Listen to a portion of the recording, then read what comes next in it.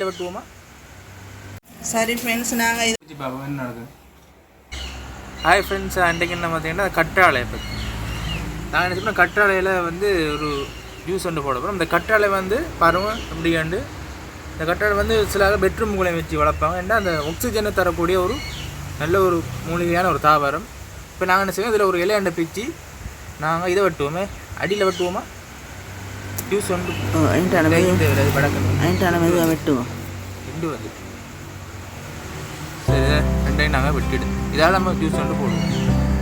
போய் பார்ப்போம். இது அந்த பெரிய கற்றாழை மரத்தால் தான் நாங்கள் இலையொண்டு வெட்டினோம். இது வந்து சின்ன கற்றாழை உண்டு. இது வந்து சின்ன ஜாதி கற்றாழை உண்டு. இது சரியான இந்த எடுத்துக்கிறதுக்கு கஷ்டமாயிடுச்சு. ஃப்ரெண்ட் ஒன்று தந்த இந்த கற்றாழையை வந்து இந்த பெரிய கற்றாழை எடுத்து ரெண்டு கட் பண்ணி அப்படியே தலையில் பூசி குளிச்சண்டா முடி நீளமாக கத்தாழை ஜூஸ் ஒன்று செய்ய போகிறோம். அதை எப்படி செய்ய போகிறோம், அதுக்கு என்னென்ன குணம் இருக்கிறது எல்லாம் பெனிஃபிட்ஸ் இருக்கிறதுன்னு பார்ப்போம். கத்தாழையை ஃபஸ்ட்டு எடுத்து கட் பண்ணுவோம். இது வளைஞ்சிக்கு வெட்டக்கூடாது. கட் பண்ணிட்டு இந்த ஓரத்தை எல்லாம் வலிச்சுடுவோம்.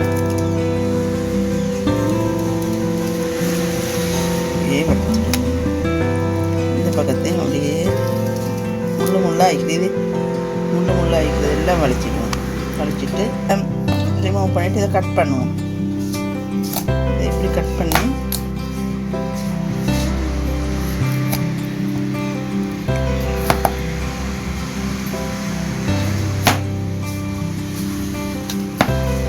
இப்படி கட் பண்ணுவோம். கட் பண்ணிவிட்டு இது அப்படியே ஜெல்லை மட்டும் எடுப்போம். இதை சீவி எடுத்துட்டு இந்த ஜெல்லை மட்டும் தோலை சீவிட்டு ஜெல்லை மட்டும் வைப்போம். இதை வந்து ரிமூவ் பண்ணி எடுத்துக்குவோம். இதில் வந்து என்ன நினைக்கிறேன்னு சொன்னால் இது அழகுக்கு பொம்பளைங்க முகத்துக்கு பூச மேலுக்கு கைக்கு எல்லாம் இப்படி பூசுறதுக்கு பயன்படுத்துவாங்க. இதை வந்து எல்லாம் இது நிற்குவோம். இது வந்து சமையல் அறையில் கட்டாயம் மீக்க வேண்டிய ஒரு செடி உண்டு. ஏன்னு சொன்னால் அந்த தீக்காயம் ஏற்பட்டால் இதை அப்படியே எடுத்து தீக்காயத்துக்கு மேலே இந்த ஜெல்லை பூசினா தீக்காயம் மாறிடு. இதை இப்போ எல்லாம் இப்படி தோல் இல்லாமல் வெளிசாக மட்டும் எடுத்துக்கிறோம். இந்த ஜெல்ல ஒரு மஞ்சள் கலர் தன்மை ஒண்டிக்கிறோம். இதை வெட்டினண்டா இஞ்சால அது சில ஆட்களுக்கு எலர்ஜிக் ஆகிற அந்த மஞ்சள் கலர் இது. அதனால் அது இல்லாமல் ஆகிறதுக்கு ஒரு 20 நிமிஷம் இப்படி வெட்டி போட்டு அதை ஊற போடுவோம். தண்ணீர் கத்தாழை எல்லாம் கட் பண்ணி இதை நாங்கள் இந்த தண்ணீரை ஒரு 20 நிமிஷம் ஊற வைப்போம். இதெல்லாம் கட் பண்ணியதெல்லாம் 20 நிமிஷம் தண்ணீரை ஊற வைப்போம். இதை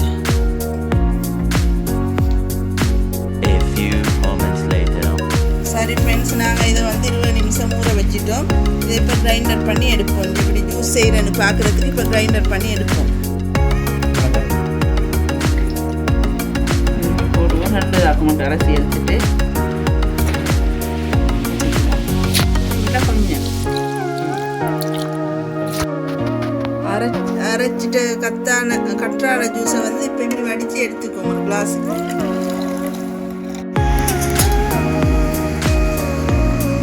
வடித்து எடுத்துக்கிறோம். இதுக்கு வந்து கொஞ்சம் தண்ணி சேர்த்துக்குவோம். தண்ணி சேர்த்துக்காமையும் குடிக்கலும் நாங்கள் கொஞ்சம் தண்ணி சேர்த்துக்குவோம். சேர்த்துட்டு அதுக்கு எலுமிச்சை பழம் 2 டொட்டு ஊற்றிக்குவோம். கொஞ்சம் 2 ட்ராப்ஸ் ஊற்றிக்குவோம் எலுமிச்சை பழம். பெப்பர் கொஞ்சம் போட்டுக்குவோம். பெப்பர் கொஞ்சம் சால்ட் கொஞ்சம் போட்டு கலக்கி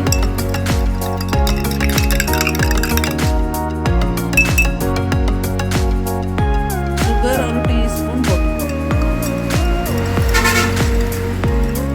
வந்து விட்டமின் சி விட்டமின் இ இருக்கிறதுனால தான் இது வந்து ஒரு ஃபேஷியலாக யூஸ் பண்ணுறேன்.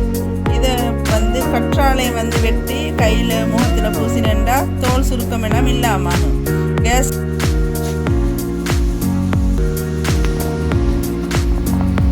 என்ன நடக்குது. நல்லா இருக்குது. இந்த மிளகுட வாசமெல்லாம் நல்லா வருது. ஆனால் இது முக்கியமாக வந்து இது மருத்துவ குணம் நிறைய இருக்குது. அதாவது கேஸில் அந்த வயிற்றில் வர அமிலம் இருக்குது தானே, அமிலம் சுரக்கும் வயிற்றில். அந்த அமிலத்தோட ஒரு எரிவொண்டு வரும் வயிற்றில். அப்போ அதை இல்லாமல் ஆக்கிறதுக்கு இதை நம்ம குடிக்கவும். அதுவும் இல்லாமல் சுகர் பேஷண்ட், டயபெட்டிஸ்காரர்கள், இதய நோய்க்காரர்களெல்லாம் குடித்தா இது வந்து நோய் வந்து குணமாகக்கூடிய தன்மை இதுக்கு இருக்குது. வீடியோ பிடிச்சிருந்தா லைக் பண்ணுங்கள், ஷேர் பண்ணுங்கள், சப்ஸ்கிரைப் பண்ணுங்கள். இன்னொரு வீடியோ நான் உங்களை சந்திக்கிறேன். பாய்.